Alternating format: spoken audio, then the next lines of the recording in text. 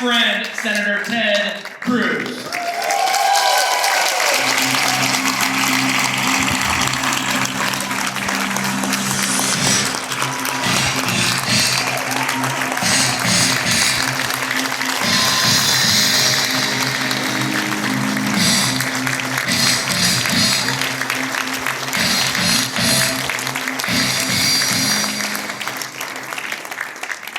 God bless the great state of Ohio.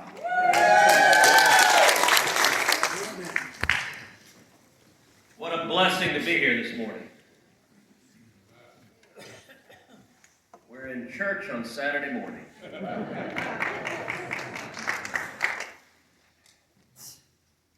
And we're here for a reason. I'm here today with a word of hope, a word of encouragement, a word of exhortation. I've got two very simple messages. Number one, America is in crisis. We all know this. Everyone knows this. What's happening in Washington, this isn't normal. Look, we have a president of the United States who shakes hands with nobody there. By the way, actually, I have a theory on that. That was Harvey.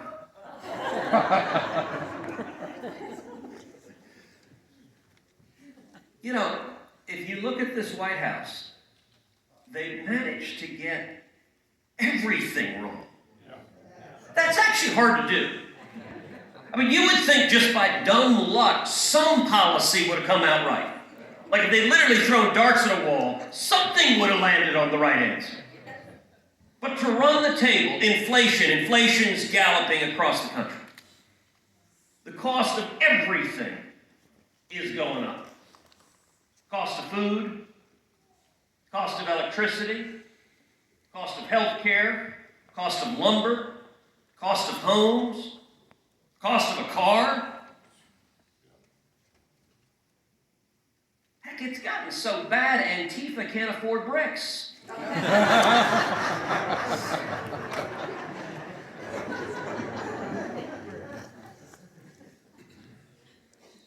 And of course, the cost of gasoline.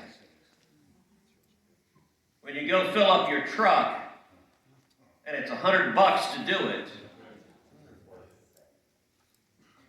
or when mom goes to fill up the minivan, and it's $150 to do it.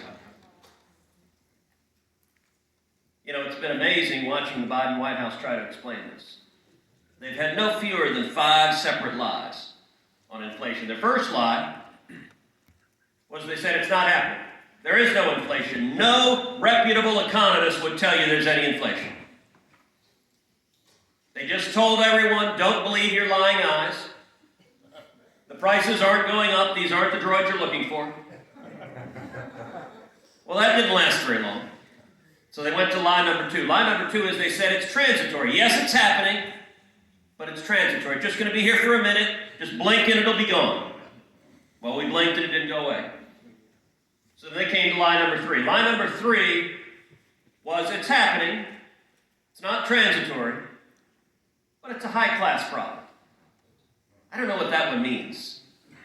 But that was Ron Klain, that was White House Chief of Staff, said, it is a high-class problem. You must be a rich guy if inflation is impacting you. Then they went to number 4. Number 4 was, okay, it's happening. It's not transitory. It's not a high-class problem. But number 4 was, they said, it's a good thing. It is a sign of how gosh darn diddly well the economy's doing. Well, holy cow, we can't wait till we have $10 gasoline. Won't things be amazing then? And then finally, they settled on lie number 5. Lie number 5 is Putin, Putin, Putin. Which, by the way, I will commend the Democrats for message discipline. Every Democrat, from the county dog catcher to the most powerful Democrat in the world, Joe Biden's handler.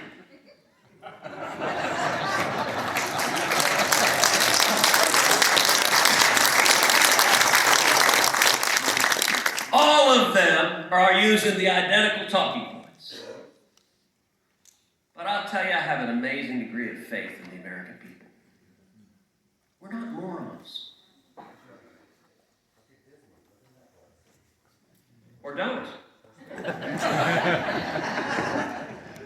You know, one of the best illustrations of the wisdom of the American people are the little stickers that are popping up on gas pumps of Joe Biden. I did this!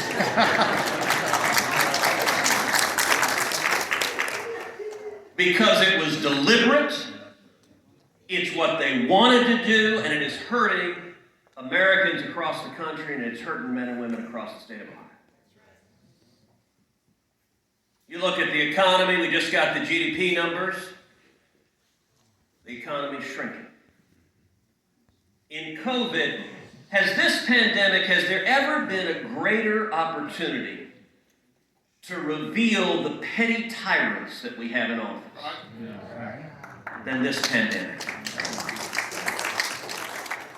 You've got these imbeciles who shut down everything, who shut down businesses, who shut down restaurants, who shut down bars, who shut down stores, who shut down churches.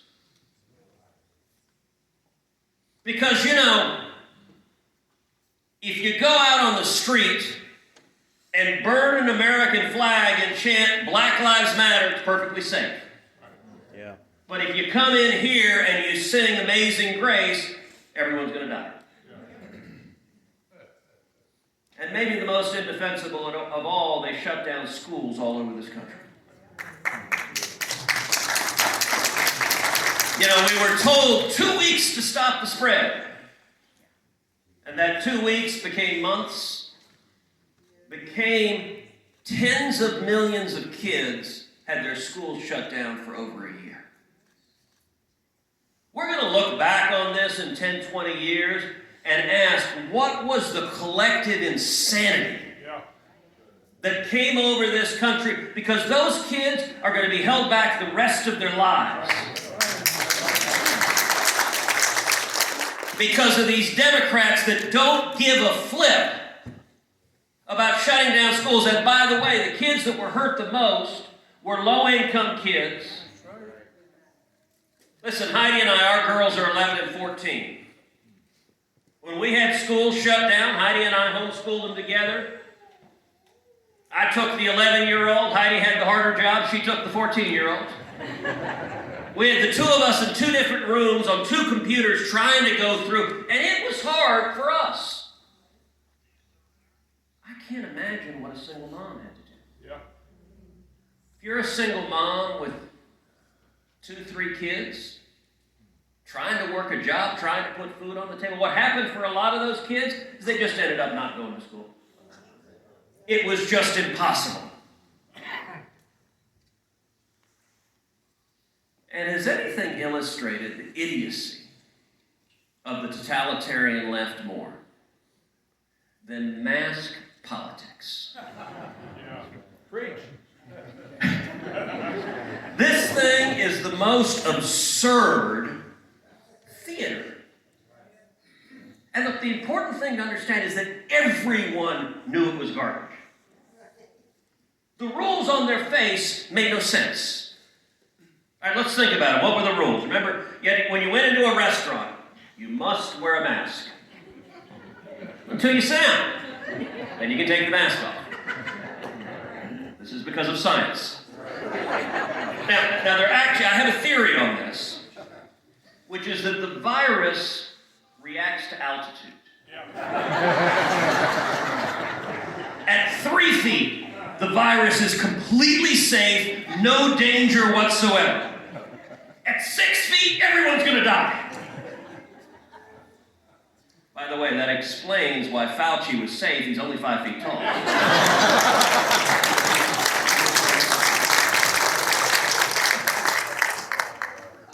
Or how about on airplanes? By the way, I flew up yesterday from Texas with no mask, and I was free at last.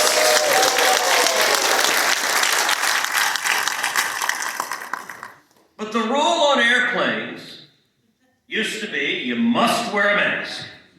It's It's safety. Unless you have a peanut. And if you have one peanut in your hand, don't mess. Because peanuts cure COVID.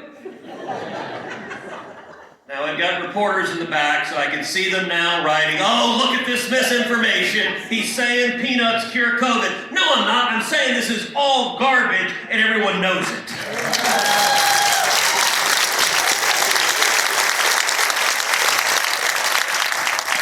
And by the way, what was the rule? If you put your peanut down, put your mask on. Everyone's going to die. Unless you have a Diet Coke. Because a Diet Coke, just like a peanut, everyone knows.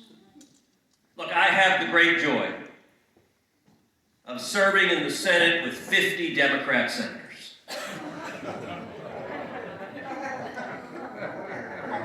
And all of them know this is garbage. Months ago, we'd be in meetings, we'd be sitting in a room, they'd close the door, Democrats have their masks off, they're laughing, they're hugging. They step outside and they see a TV camera. Oh my goodness, oh. Again, this is science. And I have a theory. The virus interacts with TV lenses. It's a very subtle molecular interaction. But when a TV lens is in the room, the virus is really dangerous. People are fed up. You look at crime. Crime is skyrocketing across the country. Murder rates are skyrocketing across the country. Carjacking rates are skyrocketing across the country. And after years of Democrats demonizing cops, vilifying cops, arguing for defunding the police, abolishing the police, supporting Soros prosecutors who let violent criminals go over and over and over again. This is nuts.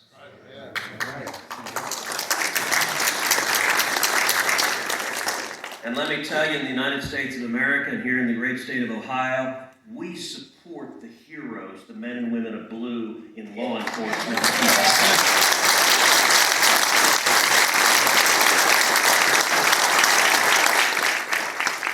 You look at the chaos of our southern border. 2 million people crossing illegally, the worst illegal immigration in 61 years. And this is deliberate. This is a political choice. 2 million illegal immigrants. No, wait. I'm sorry, I didn't use the politically correct term. 2 million undocumented Democrats.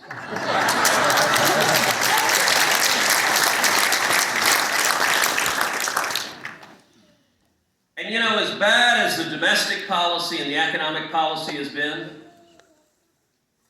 the foreign policy has been even worse. Every single region on earth has gotten worse.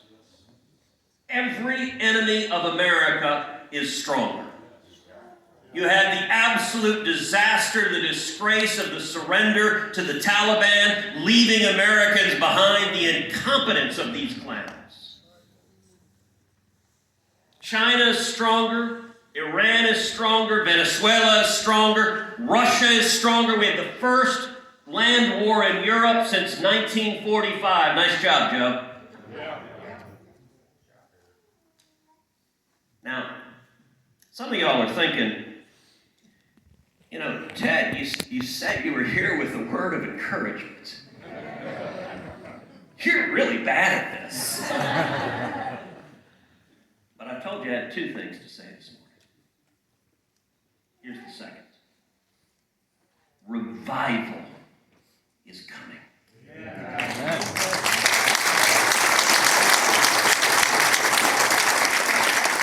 And I believe that with all my heart, that all over this country, all over the state of Ohio, people's eyes are opening up. They are waking up. They realize this is nuts. That's right. And we want to get back to the land of Sandy. You know, you look at the history of American politics, it's always been a natural pendulum. One party gets in power, they go too far one direction, the American people say, hold on a second, bring that on back. The other party gets in power, they go too far the other direction, the American people do the same thing, say, hold on a second. I have to admit, every time Joe Biden and Kamala Harris and Chuck Schumer and Nancy Pelosi do some idiotic thing, part of me grieves, but part of me quietly celebrates. Because the worse it is, the more they are accelerating the country coming back. And I'm here to tell you, November isn't just going to be a wave. It's going to be a tidal wave. It's going to be a tsunami.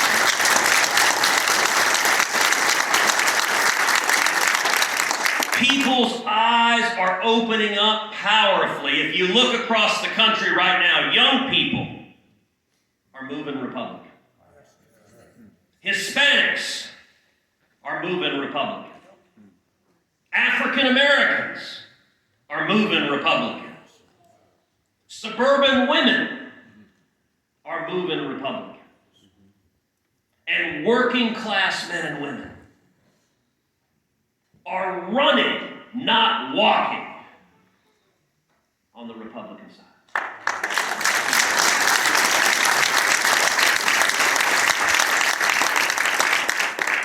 We're here in Toledo, the heart of working America.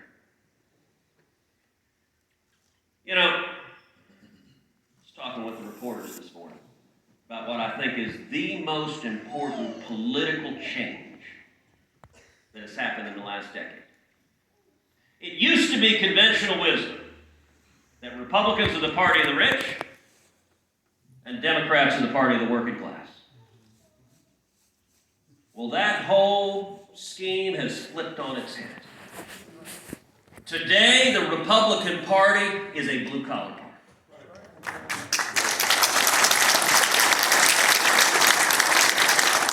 Today, the Republican Party is the party of truck drivers and steel workers and cops and firefighters and waiters and waitresses and the men and women with calluses on their hand who wake up every morning and want to go to work.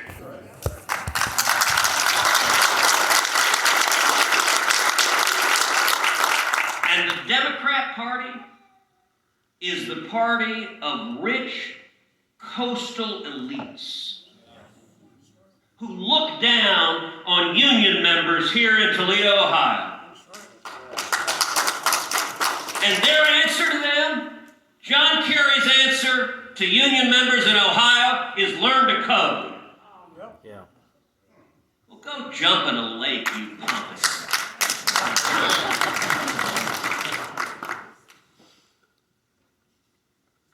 What's happening is powerful. People are waking up, their eyes are opening. You know, there's an old story. A guy driving down a country road, he sees a little boy by the side of the road with a box and a sign, and the sign says, "Free kittens. They're Democrats." And he thinks, well, gosh, that's pretty strange, but he just keeps on driving. A couple days later, he's driving along the same road, same kid, same box, but a different sign. This time the sign says, "Free kittens. They're Republicans." And this just kind of bothers him. He pulls aside. He said, "Son, I'm sorry, I had to pull over and ask. I drove by here a couple of days ago. You had a different sign. You said they were Democrats. Now you say they're Republicans. What gives?" Kid looks at him and goes, "Well, mister, now their eyes are open."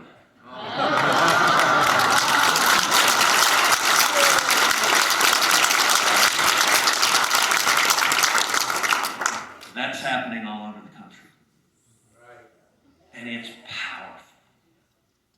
All right, let me tell you a story. So Heidi and I are members of First Baptist Church in Houston. Some years back, the mayor of Houston issued a subpoena to 5 pastors in the city of Houston, demanding that they hand over their sermon notes. were preaching on the Bible's teaching on sexuality, and the mayor didn't like it. And she demanded, hand over your sermon notes so the city can examine them.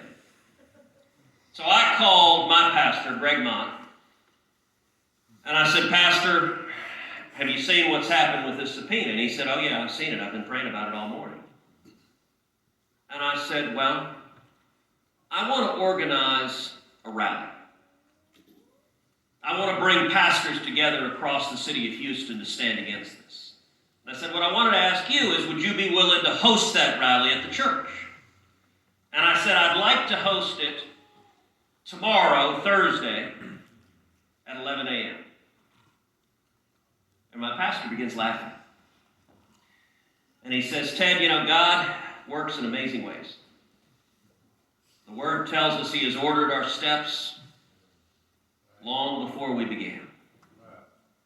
He said, a month ago, God laid on my heart that we needed to pray for our city.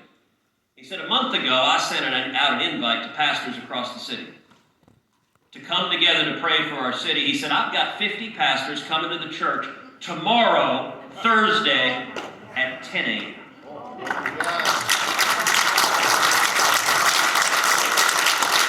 And we both just kind of shook our heads and said, wow. All right, so the next day I showed up, joined the pastors. We spent an hour on our knees in prayer. And then we went down to a rally, had a press conference. We had pastors across the city, across the denominations, across the races. Heck, we even had First Baptist and Second Baptist. And that ain't easy. And we stood up together and we said, Caesar has no jurisdiction over the pulpit.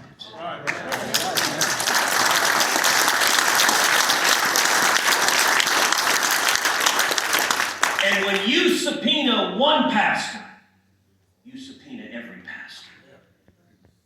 And we stood together and we shined the light on what was happening.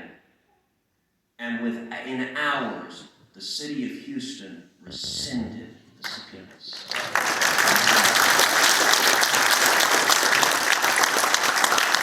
That is happening across the country. Look, I am here in Ohio today because Ohio is in the battleground for control of the Senate and control of the House. And I'm here today supporting my friend, Josh Mandel. Now, state of Ohio is a swing state. It's been a long time a swing state. The state of Ohio is one of the very few states that has a Republican senator and Sherrod Brown.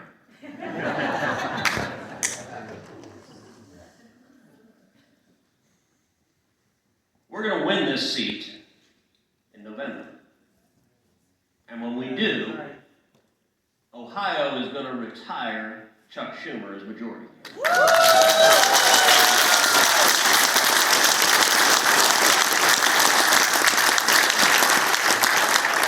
But let me tell you why I'm supporting Josh. Here's my philosophy in supporting candidates. I look for the most conservative candidate who can win. Now, who can win is important. The objective is to save the country. So I'm not interested in tilting at windmills. Right. If you can't win the race, we don't have time for that. We know Josh can win. He's been elected statewide in Ohio twice. He makes the Democrats cry. He did that right on cue as I asked him.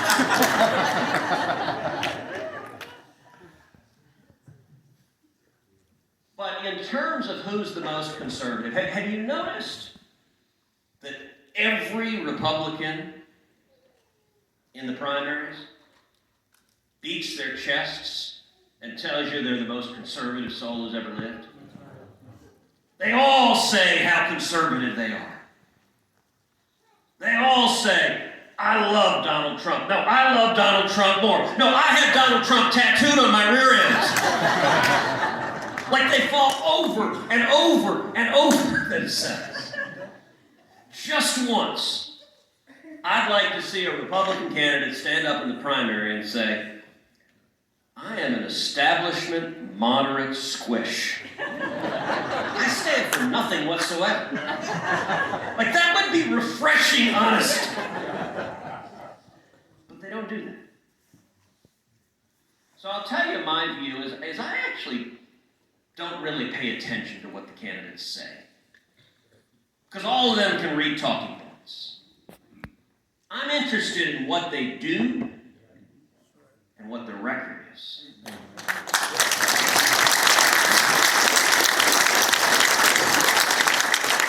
Years ago, I worked for John Ashcroft when he was Attorney General.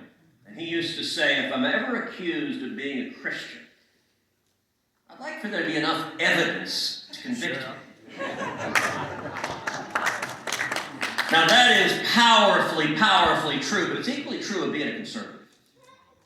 That if you're really a conservative, you will have been in the foxholes. You will have been in the trenches, and you will have the scars. You will bear the stripes from being in the fight.